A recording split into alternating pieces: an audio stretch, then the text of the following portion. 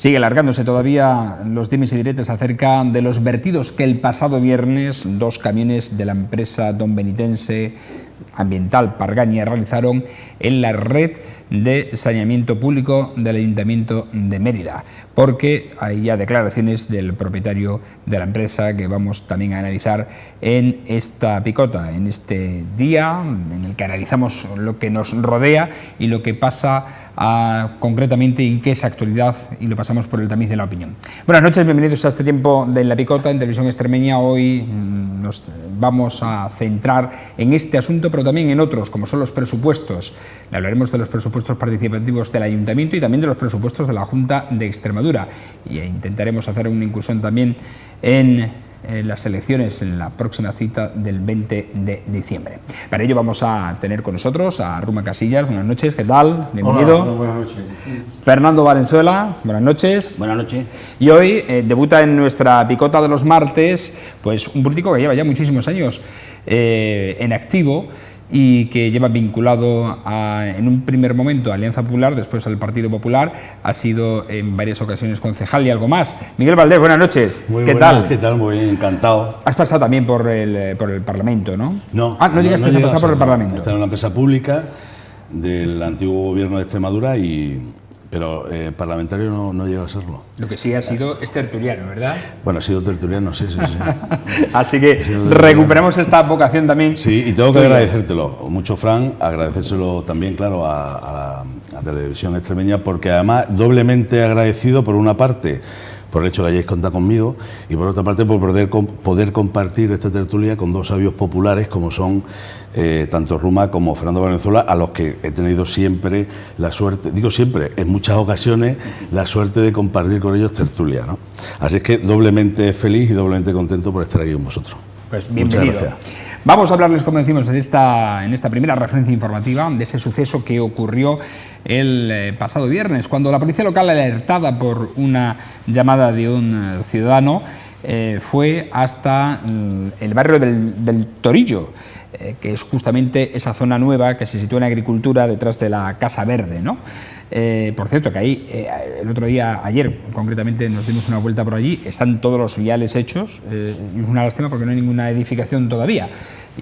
Es una pena que eso se pueda estropear. Esperemos que la economía remonte y se pueda edificar ahí, completar esa zona de Mérida, recuperar esa zona de Mérida para vivienda. En cualquier caso, alertados, como decimos, la policía fue directamente allí y descubrió que dos camiones de la empresa Pargaña, que es una empresa ambiental que se dedica pues a limpiar fosas sépticas, a hacer saneamientos industriales, etcétera, pues estaba vertiendo en una alcantarilla de la red de saneamiento de Mérida, estaba vertiendo un líquido procedente de los camiones cisternas.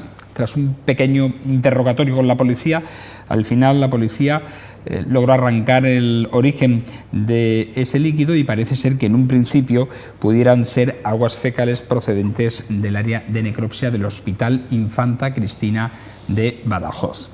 Esto es un delito evidentemente grave, aunque hay que recordar, y lo dijo ayer el concejal delegado de este área, Marcos Guijarro, que se trata de la red de saneamiento de aguas que ellos llaman negras, es decir, aguas sucias que van a depuradora, no estaban vertiendo en las aguas limpias, en agua potable. Hoy la empresa ha sido consultada también precisamente para saber exactamente qué tipo de líquido es el que estaba vertiendo y da una versión distinta. Dice que se trataba de agua de baldeo, que no les dio tiempo a retirarlo, no les dejaron, mejor dicho, en Badajoz, y tuvieron que hacerlo en esa red de alcantarillado público de Mérida. Reconoce el hecho, es decir, que hizo mal, pero que en ningún momento se trataba de aguas fecales. Ha pedido también una muestra de los análisis porque rápidamente la policía local llama a la Guardia Civil al Seprona, y el Seprona incautó la mercancía e se llevó unas muestras para analizarla. A la espera de los resultados de los análisis, hay que decir que el Ayuntamiento ya incluso se plantea, si es positivo y se trata de esas aguas fecales, el instruir ese expediente y dárselo a la Fiscalía. Es decir, que pasaría ya la barrera del expediente sancionador que tramitaría el Ayuntamiento y supongo que la Consejería también de Medio Ambiente de la Junta de Extremadura al tratarse de residuos. En cualquier caso, es un tema serio y que al final esto se puede calificar como un cara dura, al fin y al cabo, ni más ni menos, ¿no, Fernando? Sí, con certeza. Desde luego, después de la información que has dado tan completa, pasa casi con lo que en los juicios cuando informa el fiscal, casi que el abogado lo que le queda decir, me adhiero a la posición del Ministerio Fiscal porque realmente, ¿qué vas a añadir? Pero, no obstante, claro, si tú, como tú has dicho en la introducción y la información de la noticia, hubieran vertido en agua potable, eso sería terrorismo puro, vamos. No sería un delito ambiental al uso, sería terrorismo puro, vamos. Primeramente habrá que esperar un poco pues, a ver el expediente completo, porque claro, como justificación se trataban de aguas de limpieza, vamos, que no procedían de la necrosis del Infanta, sino que eran agua de baldeo, es decir, agua de limpieza de la cisterna, porque luego tenían que prestar otro servicio en Almendralejo y, bueno, pues no tenían tiempo y allí esta empresa es una subcontrata de Palicrisa. Realmente no sé en qué condiciones ellos establecen... Y de Aqualia también. Y de Aqualia. No sé en qué condiciones están los contratos para esos vertidos y tal. Me imagino que eso, si es una empresa de ese tipo de actividad, pues debe tener ya absolutamente dispuesto en su contrato, sus contratos con los clientes a los que tenga que atender, pues por dónde se hacen los vertidos y todo lo demás. Pero si simplemente ha sido por una razón de comodidad o de economía, por alguna razón, porque claro, de Badajoz pasas por aquí, por Mérida, tienes que hacer otro trabajo en Almendralejo, por razones de economía, pues lo que denota es una falta de civismo absoluto y de conciencia, es decir, cosa que no es ajena en muchos casos a decir que bueno, que los vertidos más o menos intensos aquí, no sé, me refiero en Extremadura, por no extenderlo a los demás porque lo conozco menos, pero próximos a los pueblos las cunetas están llenas de botellas de plástico, de latas de bebida. Quiero decir que la conciencia ambiental no forma parte en nuestra educación con un ranking considerable. Y posiblemente esa falta de educación un poco pues ha llevado también a esa actitud. Pero es que esta actitud es grave, más viniendo de una empresa que se dedica precisamente al tratamiento de esas aguas. Pero habrá que esperar al informe completo, porque la Fiscalía ya forma parte del tema y que se determine exactamente qué ha ocurrido. Digo que habrá que esperar a los informes de la analítica que se va a hacer de las muestras que se han tomado.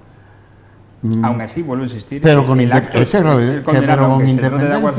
con independencia de que los análisis en un contenido u otro, me parece de una desvergüenza algo impresionante lo que ha hecho Usted utiliza las redes de alcantarillado de una población como si fuesen suyas. Aquí voy, descargo y me da igual. ¿A quién le ha pedido permiso? ¿A quién se lo ha comunicado? ¿Por qué no lo han dejado descargar en Badajoz? ¿Por qué? Algo habrá que preguntarse, ¿por qué no lo han dejado verter en Badajoz? Y se ha venido a hacerlo a Mérida. Por comodidad, porque tiene que ir a Almendralejo. Pues mire usted, ¿por qué no vierten a Almendralejo? Porque para ir de Badajoz a Almendralejo no hace falta venir a Mérida. Es decir, hay una serie de circunstancias que a mí me parece que son contradicciones. Y que además, vuelvo a repetir, que sea o no sea aguas fecales o aguas de baldeo, creo que la actuación es siempre, en cualquier caso, punible, porque me parece de una desvergüenza tremenda. Y eso es mi opinión concreta. Y creo que se debe aplicar la ley como sea. Es decir, el Ayuntamiento de Mérida no hay que comunicarle siquiera. O sea, pero habrá que pedir permiso. ¿De quién son las redes de alcantarillado?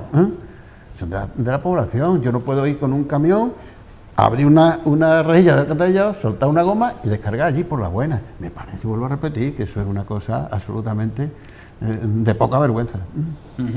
Pero pasaría, es importante lo del análisis a esperar porque de ser un sancionador pasaría a un delito ya contra, es lo que yo quería comentar ahora. Contra el medio ambiente, y de una multa de 3.500 euros pasaría ya por lo penal, a juzgarse por lo penal. Es que esa es la enorme diferencia. Es que si sencillamente lo único que han hecho, digo lo único, es coger unos camiones con agua fecal, es decir, agua sucia, y las vierte a la red de saneamiento que es para las aguas sucias, ¿Qué han conseguido estos personajes? Pues lo que han conseguido es la tasa que les cobrara la depuradora por depurar esos 30.000 supuestos litros que dice él que solo han echado. Es decir, un expediente administrativo y punto. Ahora bien, la pregunta que yo creo que nos debemos hacer es, si solo son aguas fecales, ¿por qué no las vierte directamente el propio hospital a la red de saneamiento municipal de Badajoz? Si tienes que mandar un camión para que extraiga de un depósito concreto un tipo concreto de líquido y te gastas una pasta que vale mandar una pipa de esa que se conoce, un camión con un motor para que absorba ese agua y después lo traslade donde sea, se entiende que es porque son restos que tienen un tratamiento más allá del que simplemente se le da en una estación depuradora de agua normal como la que tenemos aquí o como la que tienen en Badajoz, como la que tienen muchísimos pueblos y ciudades de España.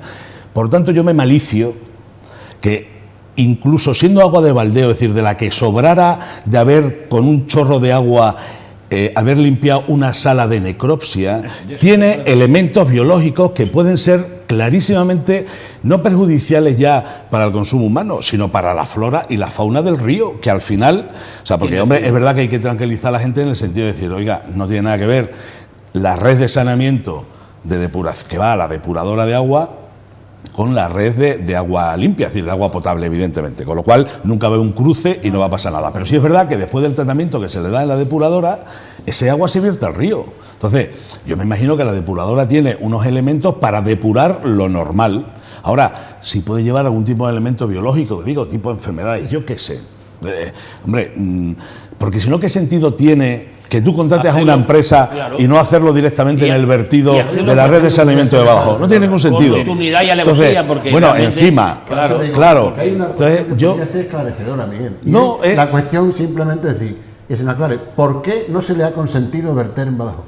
Eso es una cosa mucho más que deberíamos saberlo. Yo estoy absolutamente tranquilo. Circunstancia negativa tendría para que no les dejen verter. Claro, yo estoy absolutamente tranquilo digo, absolutamente tranquilo, o relativamente tranquilo, porque quedando en manos de la unidad del Seprona, de la Guardia Civil, estos van hasta el final sin ninguna duda, ¿eh? O sea, pero además, y al final, como hemos comentado, es decir, todo va a depender de qué resultado den esos análisis.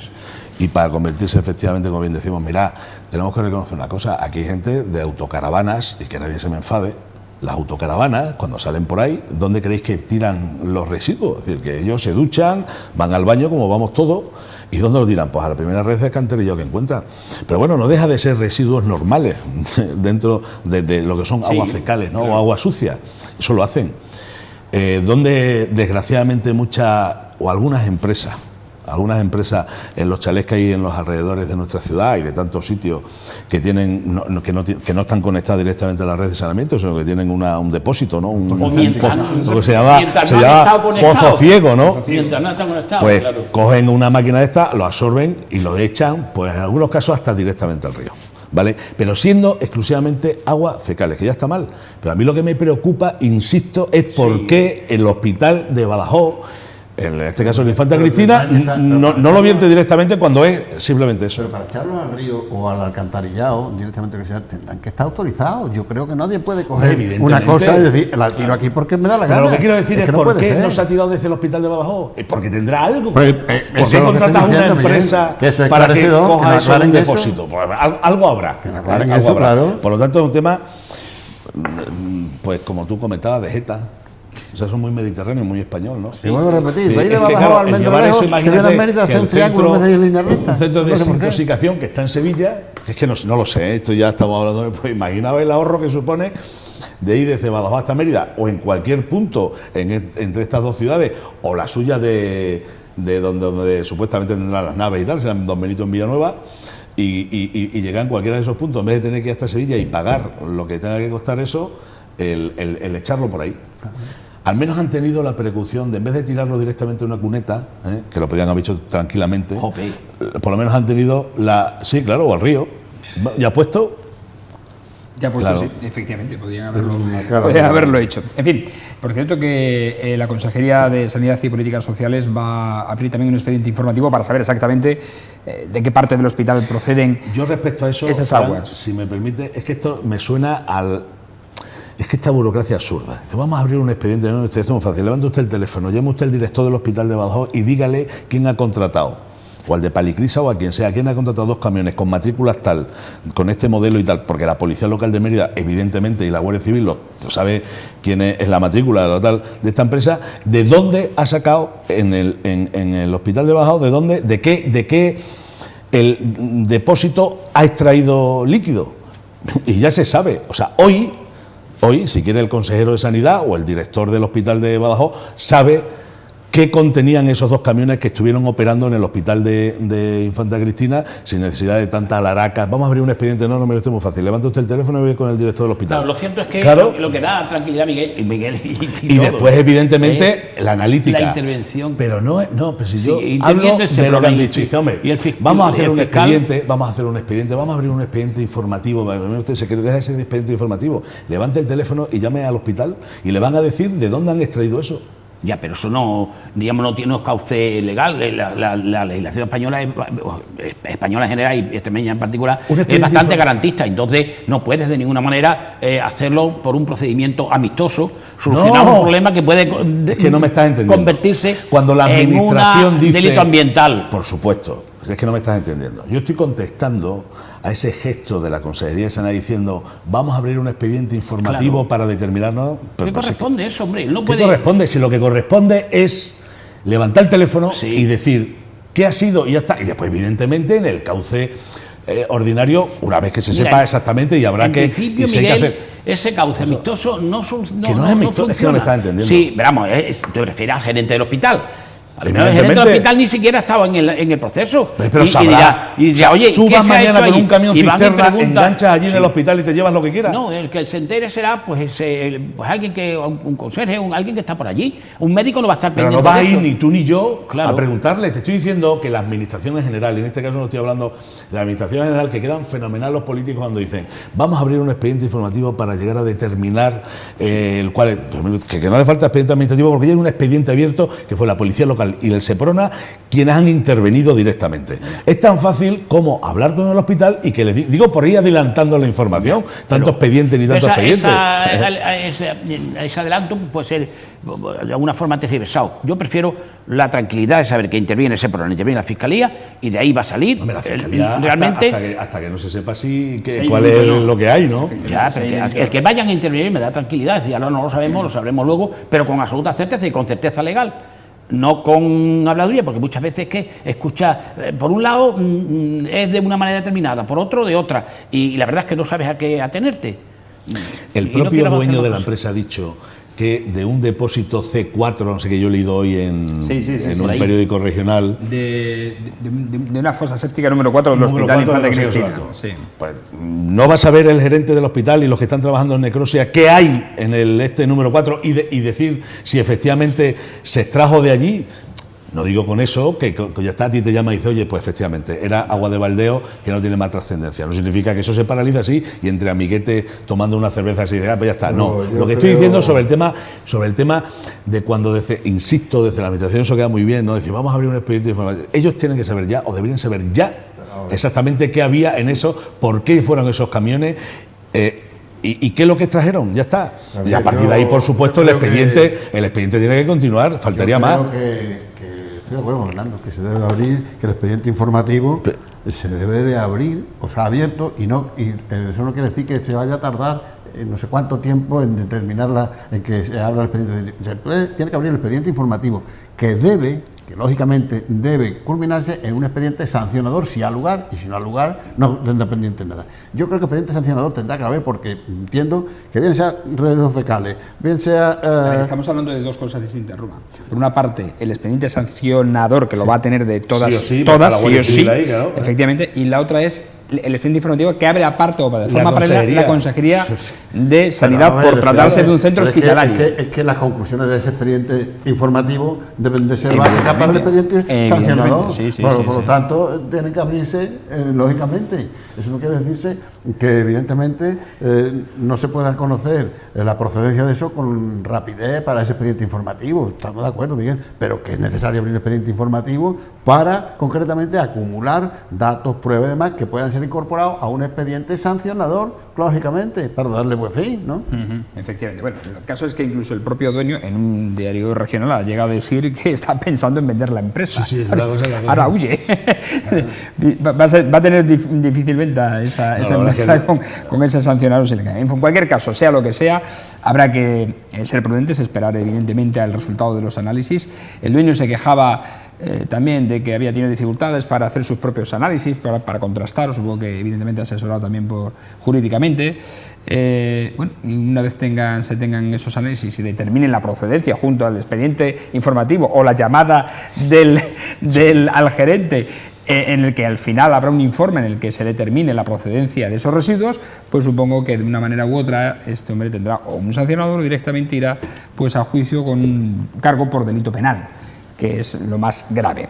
Hablamos de otra cuestión porque nos centramos ahora en los presupuestos. Primero vamos a hablar de los locales, después hablaremos de los autonómicos. Y es que el Ayuntamiento de Mérida, el Gobierno Municipal de Antonio Rodríguez Osuna, va a elaborar y a redactar los presupuestos para el año 2016 con las aportaciones que se realicen desde la ciudadanía. Así lo anunció la portavoz del Gobierno Municipal, Carmen Yáñez, en la que ayer mismo pues comenzó una ronda en las asambleas que ellos han llamado informativas o ciudadanas, que van a ir por varias partes. Se van a hacer 3, ayer se hizo en el Polígono de Nueva Ciudad, este martes se hace en la Antigua y la tercera va a ser en Alcazaba, creo, efectivamente, en la zona centro.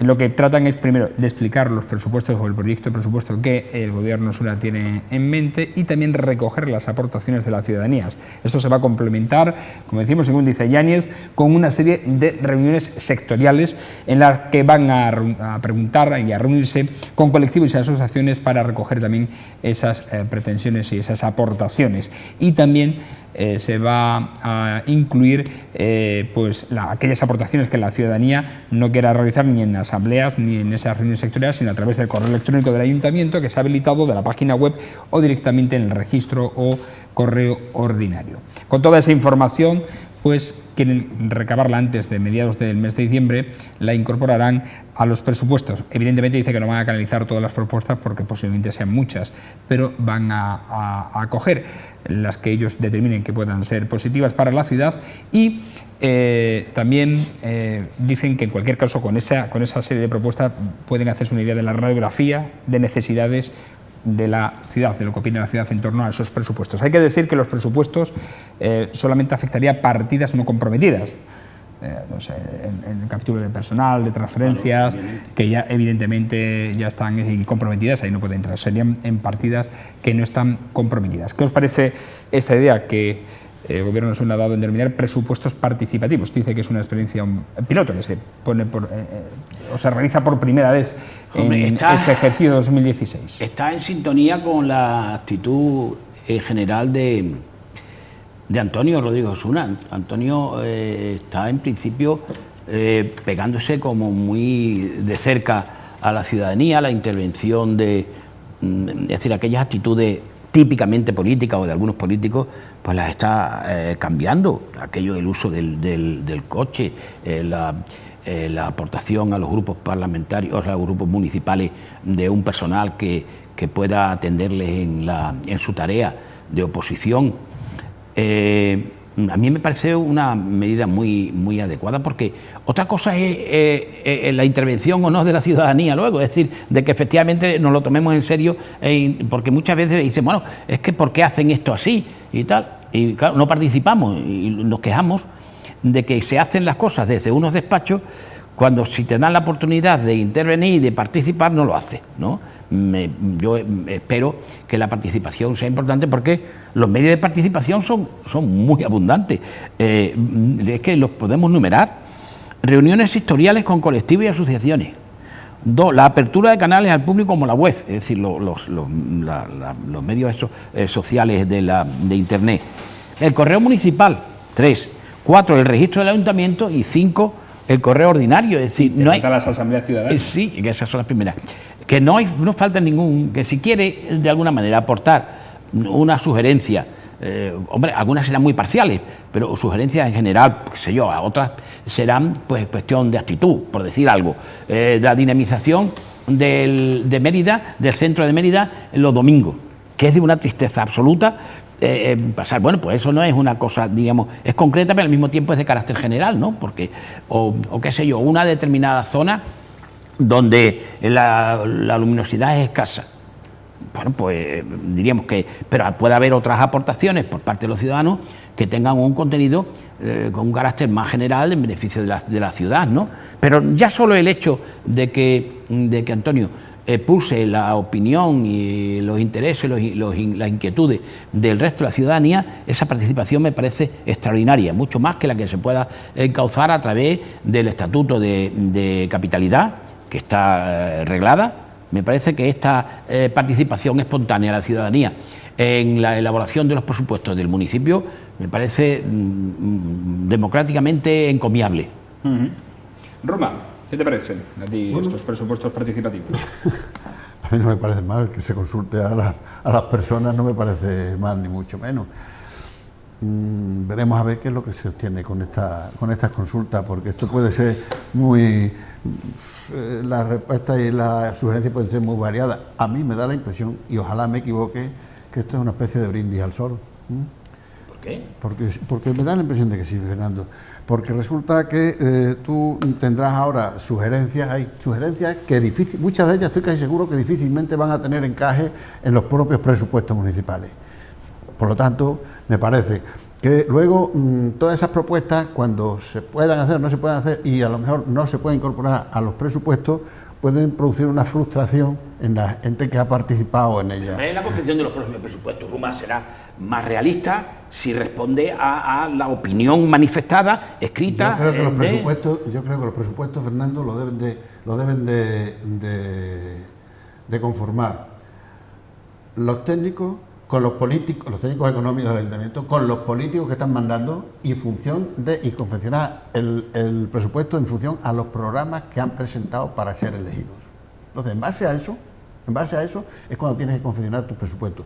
Y si tú has ganado las elecciones en base a un programa, ese es el que vas a plasmar en tu presupuesto, pues la gente no creo que tenga por qué estar.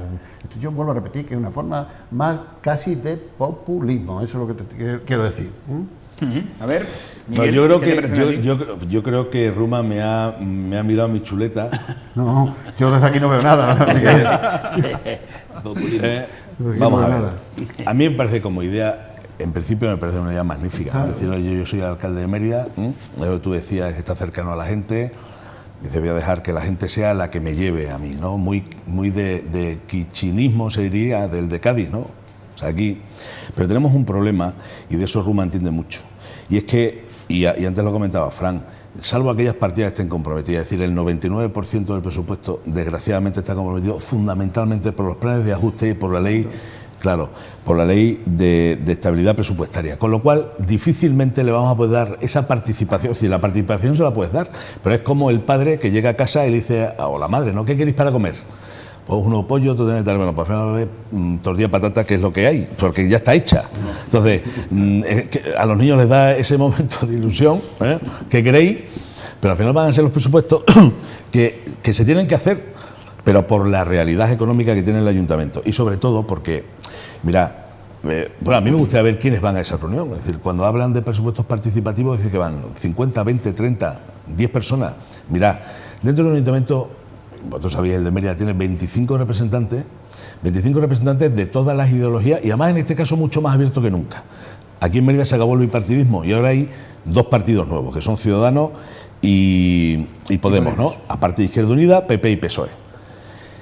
Ellos representan la voluntad popular y difícilmente pueden ser unos presupuestos participativos cuando desde el gobierno local no participas de ello a la oposición y pretendes hacerlo, o sea, le conculcas esa participación a la oposición estando gobernando encima en minoría y pretendes hacerlo con no sé qué asociaciones que no sé a quiénes representan. Entonces, más allá, perdona, acabo rápidamente, más allá de ese buenismo y que al final acaba en el populismo de querer dar participación a todo el mundo en todas las cosas, que a mí me parece fenomenal, lo que dices tú del uso del coche, lo de la tarjeta, el personal, lo del uso del coche, pero vamos a ver qué es lo que nos sale más caro, si utilizar un coche que ya está pagado o que se está pagando, que usar el suyo y pagarle el kilometraje.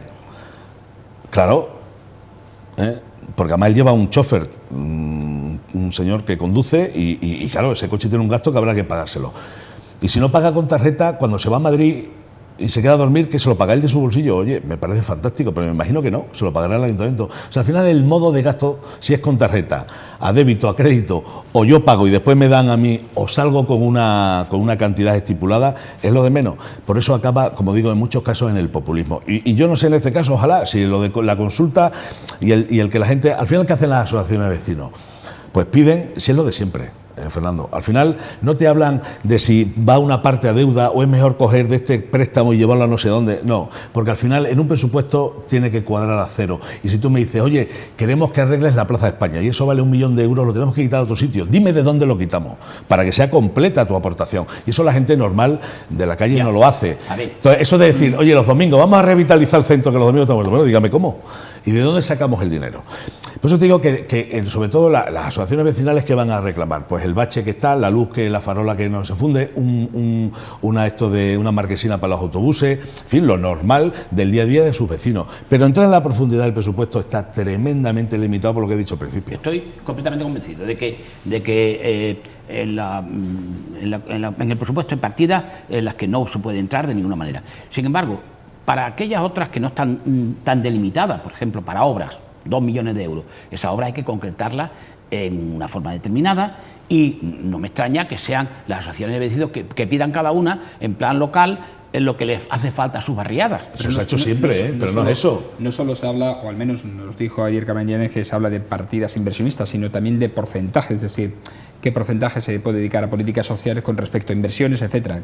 O sea, esas propuestas se van a recoger también. Más a mi favor, porque ya sí tiene una enjundia diferente, ya es un poco más, tiene una dimensión ideológica o socialmente ideológica de que hay que emplear el dinero que es de todos.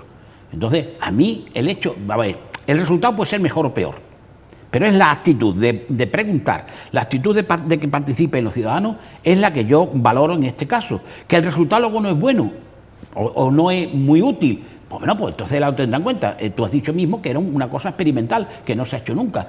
Pues a mí me parece muy oportuno que se haga, porque se escucha a los vecinos. Cuando tú eso luego algún técnico, lo traslade, un poco no va a ser como una encuesta, el 21% opina de no sé qué, no sé cuánto, pero sí, si algún sociólogo que eso lo transforme en cierto dato, en cierta inclinación, en cierta tendencia, eso es, hombre, pues es muy útil, es un instrumento muy útil a la hora de que el gobierno municipal pues pueda elaborar esos presupuestos pues, un poco oído el personal.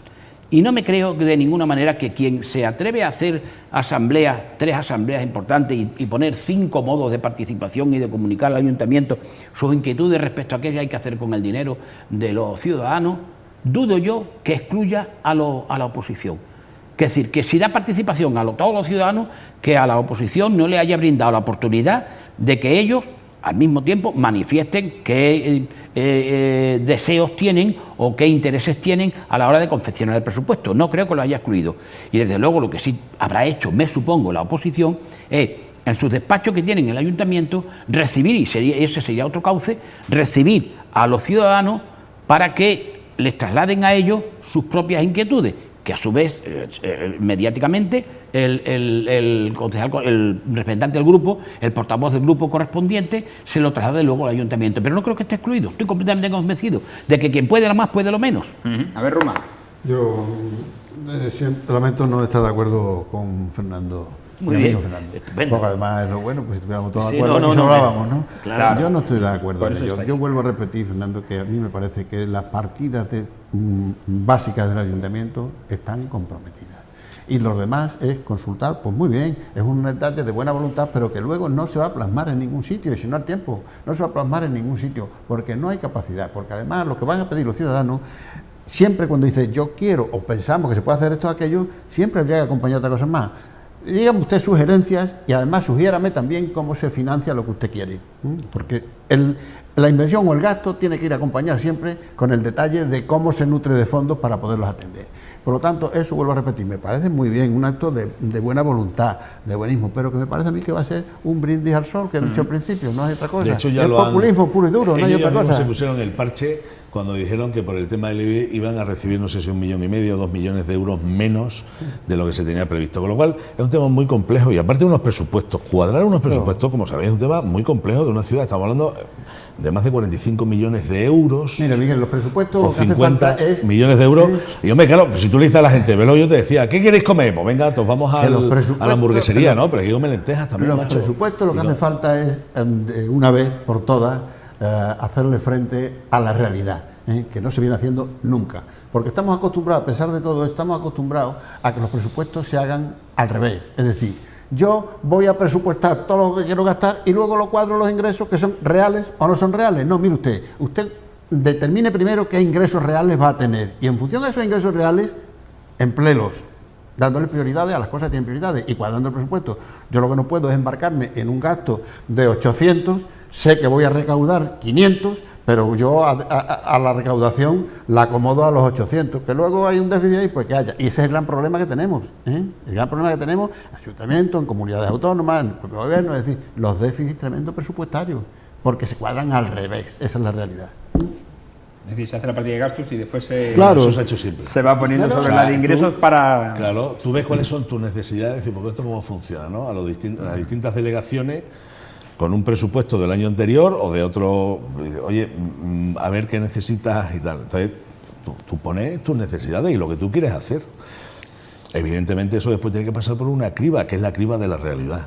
La criba de la realidad es que hoy en día, con la ley que se aprobó recientemente, el Ministerio de Hacienda está muy pendiente de este tipo de cosas y desde luego no va a permitir de ninguna de las maneras esas barbaridades que se hacían antes, con déficit sobre un presupuesto aprobado en un año del 16-18%. Es decir, tú dices, este año tenemos un presupuesto de 50 millones de euros, porque son tus necesidades, pero tú sabes positivamente, pues es que tienes los datos reales del año anterior, de lo que has ingresado de IBI, de lo que has ingresado de los distintos impuestos, tal, y sabes que tienes 39. ¿Por qué, como tú bien decías, por qué presupuestas 50, macho? Si sabes que vas a tener 11 millones que no vas a poder pagar y que lo llevas a deuda y que el año siguiente vas a seguir igual. Y llega un momento que la deuda te come y ya el problema no es el déficit, vamos, que es el origen de todo. Es como si cualquiera de los que nos está viendo que tiene una nómina de 1.000 euros, todos los meses se gasta 1.100.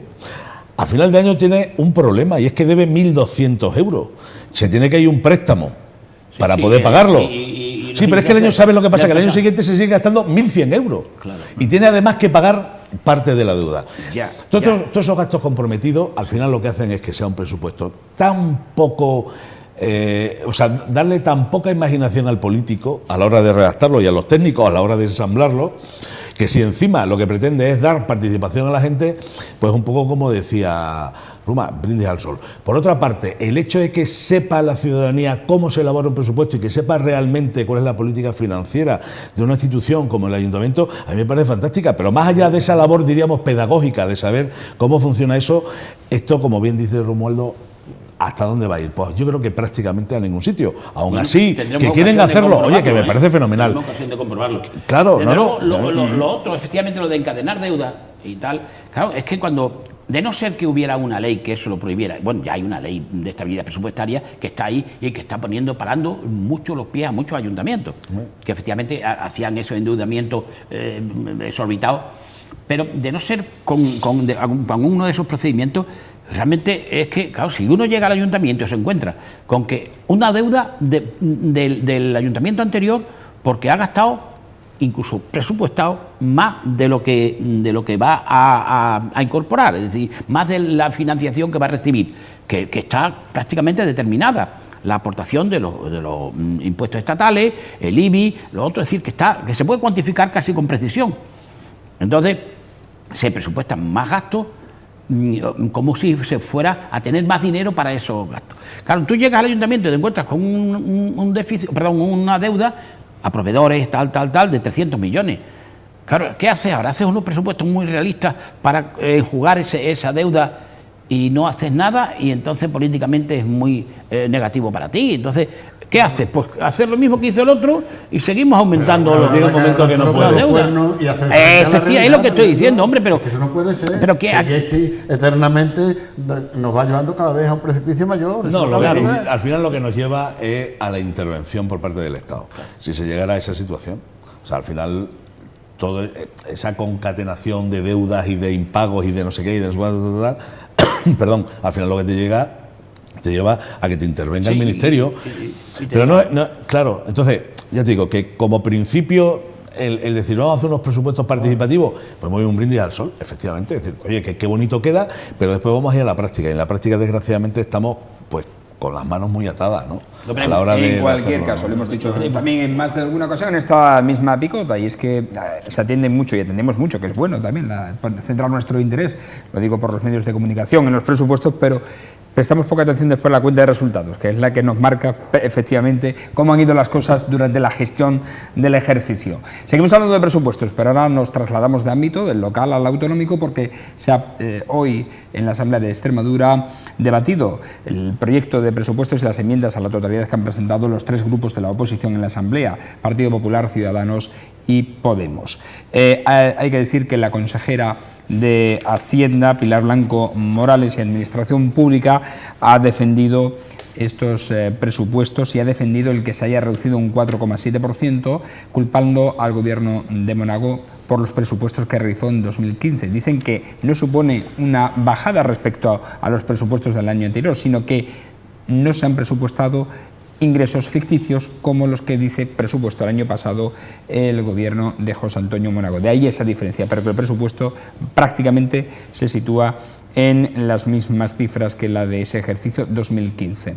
¿Os sorprende? Y ponemos aquí el punto de atención, el que se hayan realizado o que cada grupo haya presentado su propia enmienda a la totalidad. ¿Estamos bajo la influencia de las elecciones del 20 de diciembre?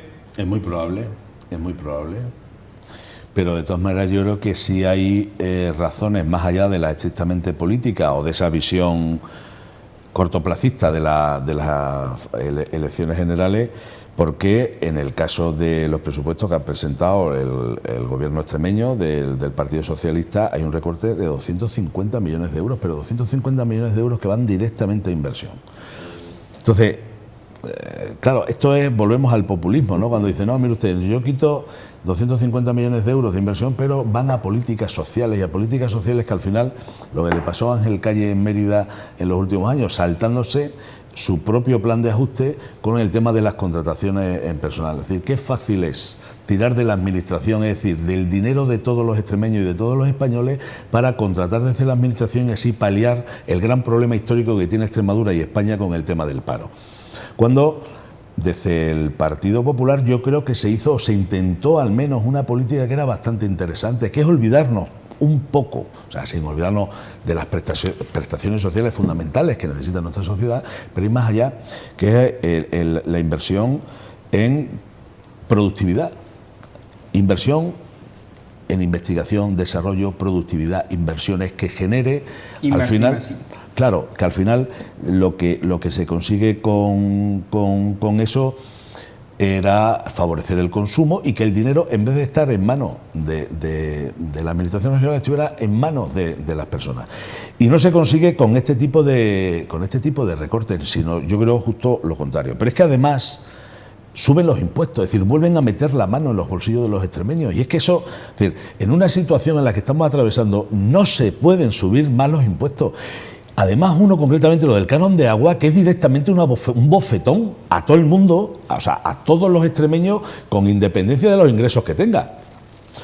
Es un impuesto directo que se le hace, y no es gradual, como puede ser el IRPF, sino que es directo y sin ningún tipo de graduación a todos los extremeños. Y con una salvedad y una gravedad, y es que fue en octubre, no sé si fue el 8 o el 9 de octubre, fue precisamente con una medida que se aprobó de Ciudadanos para que se derogara ese canon. Pero solo un mes y medio después ya lo están llevando en sus presupuestos para incrementar el célebre impuesto sobre el canon del agua. Entonces, con este tipo de presupuestos es normal que se diga, no, mire usted, yo esto lo he hecho para atrás entero, porque con esos presupuestos vamos a seguir en lo mismo, en la subvención, en la ayuda y no en la progresión, que es lo que creo que necesita Extremadura. No podemos seguir con un 30% de cuota de paro. Ahora, Bueno, pero vamos a ver, que los presupuestos puedan echar para atrás entra dentro de la normalidad. Y que yo aquí quiero incidir en algo que ya venimos incidiendo la otra vez. Es decir, aquí hay un recorte de 250 millones. Pero vuelvo a repetir, alguien tiene que poner... Yo no estoy de acuerdo con la subida de impuestos, que quede claro, yo al revés. Yo estoy convencido de que los impuestos, cuanto más bajos sean y cuanto más dinero en el bolsillo tengan los ciudadanos, más se fomenta el consumo y puede tirar... Se dinamiza la economía. Exactamente. Lo que pasa es que, de alguna forma, hay que financiar. Y lo que decía anteriormente, es decir, aquí hay 250 millones de recorte. Pero es que, vuelvo a repetir, según están diciendo, y lo han dicho en repetidas ocasiones, y nadie desmiente lo contrario, es decir, Guillermo Fernández Vara ha dicho que en los presupuestos del año anterior, los que confeccionó el equipo del señor Monago, faltan 300 millones de ingresos que no aparecen por ningún sitio. Luego, entonces, ¿dónde estamos, Miguel? Es decir, esto es un desastre. Un desastre en la forma de presupuestar, Fernando, porque siempre... Y el que quiera coger los coros por los cuernos y decir, voy a llevar esto a la realidad, pues se encuentra con problemas de que la gente le exige, lógicamente, de que no tiene dinero para hacer inversiones, de hacer todo lo que quisiera hacer. Pero, vuelvo a repetir, no estoy de acuerdo en la subida de impuestos, pero entonces seamos conscientes de que hay ciertas cosas que no se pueden financiar con los ingresos que hay. Fernando. A ver, en principio yo estoy completamente convencido de que nuestro Parlamento, por lo menos por lo que yo he visto durante el día de hoy en la discusión de los presupuestos, no vamos a pasar a la historia por la oratoria de nuestros representantes públicos, con certeza. Pero es evidente que, como siempre ocurre, es dinero, en definitiva es dinero, y ¿qué hacemos con él? La minoración de los 240 y tantos millones que tiene el presupuesto de la Junta no lo han decidido ellos. Eso es que Europa te paga 240 y tantos millones menos, pues porque ha minorado también en las aportaciones a las instituciones regionales. Entonces, con lo que tienes tienes que elaborar los presupuestos. Pero, verá, no tienes mayoría absoluta.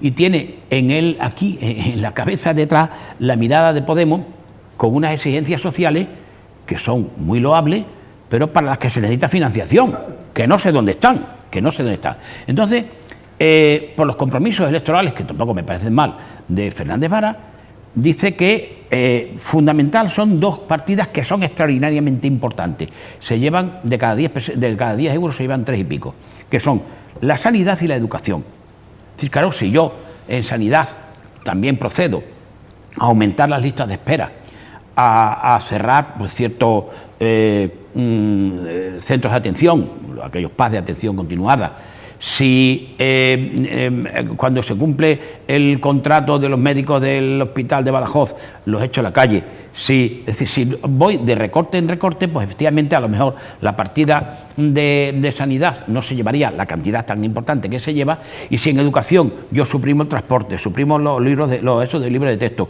aumento las tasas universitarias, no convoco oposiciones en un montón de tiempo, pues seguramente no habría que asignar esa dotación presupuestaria a la educación, y se podría invertir a lo mejor en bienes estructurales o tal.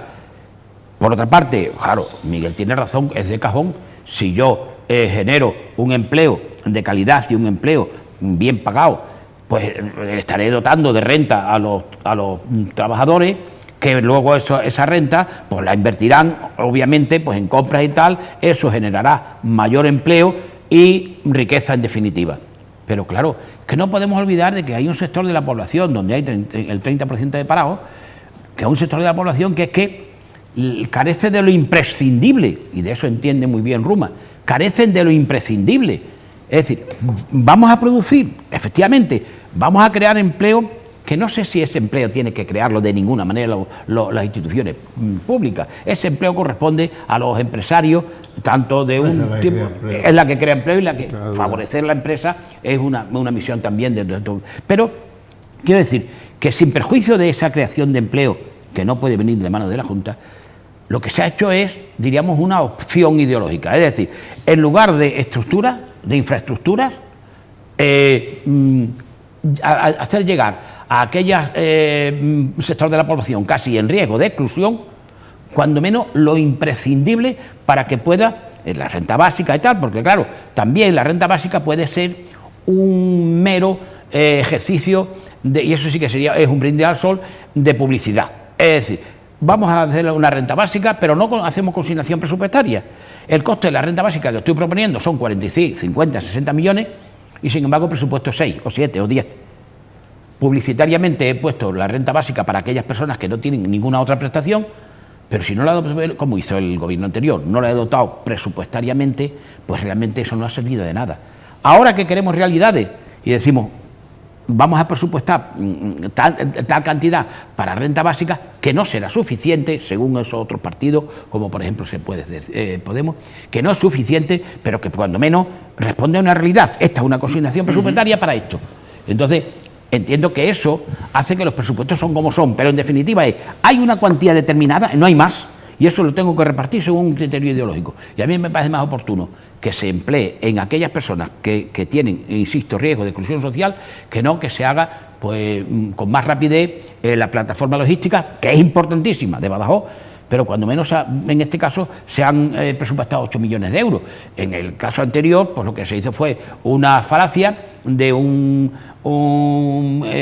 informe de impacto medioambiental, pero simplemente con la única intención de retrasar y no hacer nada. ¿Entiendes? Entonces, yo me creo que los presupuestos tienen un difícil desarrollo cuando tú manejas recursos realmente escasos y las necesidades son multiplicadas por razones de la crisis. Yo sigo pensando, eso es... Hoy Fernando se ha estado abrazando al populismo. Se ha estado abrazando al populismo. No sé sí, si no, prefiero que esté aquí mi tocayo Fernando, ¿no? Que estés tú. Porque claro, en fin, al final tú crees que cualquiera del PP, por ejemplo, o de Ciudadanos, o incluso por razones distintas de Podemos, no quiere... ¿Tú te imaginas que cualquier persona que tenga verdaderos problemas no esté atendido?